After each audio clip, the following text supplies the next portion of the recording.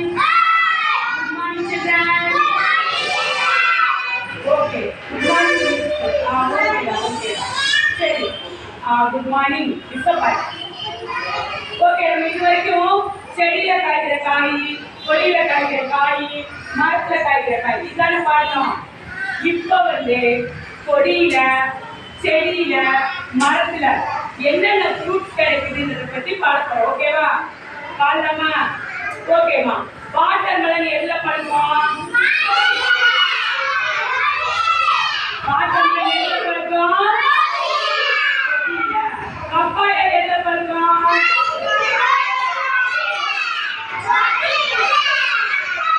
மரத்துல. பப்பாயா எதுல பழுக்கும்?